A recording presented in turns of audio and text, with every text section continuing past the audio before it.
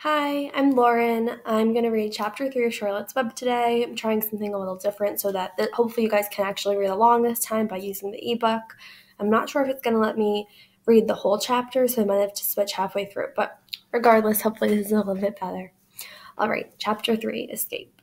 The barn was very large. It was very old. It smelled of hay and it smelled of manure. It smelled of the perspiration of tired horses and the wonderful sweet breath of patient cows. It often had a sort of peaceful smell, as though nothing bad could ever happen again in the world. It smelled of grain and of harness dressing and of axle grease and of rubber boots and of new rope. And whenever the cat was given a fish head to eat, the barn would smell of fish, but mostly it smelled of hay, for there was always hay in the great loft up overhead.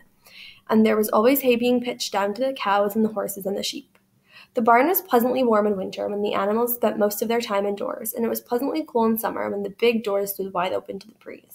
The barn had stalls on the main floor for the work horses, tie-ups on the main floor for the cows, a sheepfold down below for the sheep, a pig pen down below for Wilbur, and it was full of all sorts of things that you find in barns: ladders, grindstones, pitchforks, monkey wrenches, scythes, lawnmowers, snow shovels, axe handles, milk pails, water buckets, empty grain sacks, and rusty rat traps. It was the kind of barn that swallows like to build their nests in. It was the kind of barn that children like to play in, and the whole thing was owned by Fern's uncle, Mr. Homer L. Zuckerman. Wilbur's new home was in the lower part of the barn, directly underneath the cows. Mr. Zuckerman knew that a manure pile is a good place to keep a young pig. Pigs need warmth, and it was warm and comfortable down there in the barn cellar on the south side. Fern came almost every day to visit him. She found an old milking stool that had been discarded, and she placed the stool in the sheepfold next to Wilbur's pen. Here she sat quietly during the long afternoons, thinking and listening and watching Wilbur. The sheep soon got to know her and trust her. So did the geese, who lived with the sheep. All the animals trusted her. She was so quiet and friendly.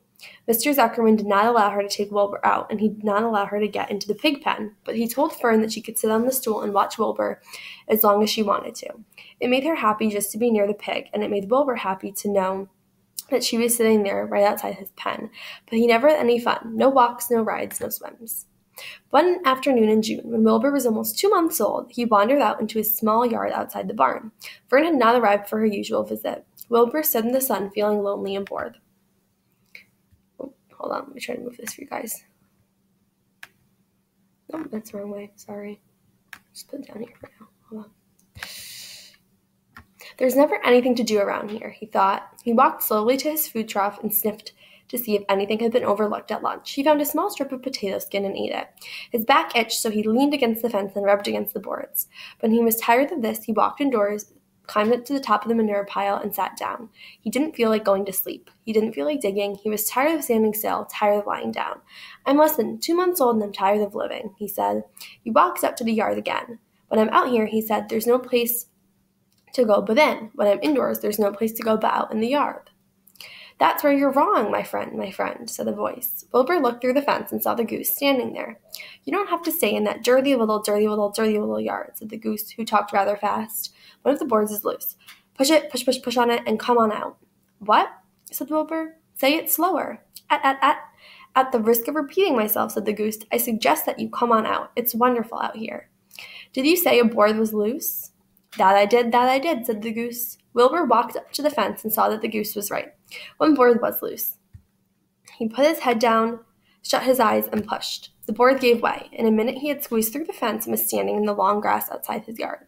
The goose chuckled. "How does it feel to be free?" she asked. "I like it," said Wilbur. "That is, I guess I like it." Actually, Wilbur felt queer to be outside his fence with nothing between him and the big world. "Where do you think I'd better go?" Anywhere you like," said the goose. "Go down through the orchard, root up the sod. Go down through the garden, dig up the radishes. Root up everything. Eat grass. Look for corn. Look for oats. Run all over. Skip and dance, jump and prance. Go down through the orchard and stroll in the woods. The world is a wonderful place when you're young." "I can see that," replied Wilbur. He gave a jump in the air, twirled, ran a few steps, stopped, looked all around. Okay, I'll just finish this page and then we'll make a part two. Sniffed the smells of the afternoon and then set off walking down through the orchard. Pausing in the shade of an apple tree, he put his strong snout into the ground and began pushing, digging, and rooting. He felt very happy. He had plowed up quite a piece of ground before anyone noticed him. Mrs. Zuckerman was the first to see him. She saw him from the kitchen window, and she immediately shouted for the men. "Homer!" she cried. "Pigs out! Lurvy! Pigs out! Homer! Lurvy! Pigs out! He's down there under that apple tree."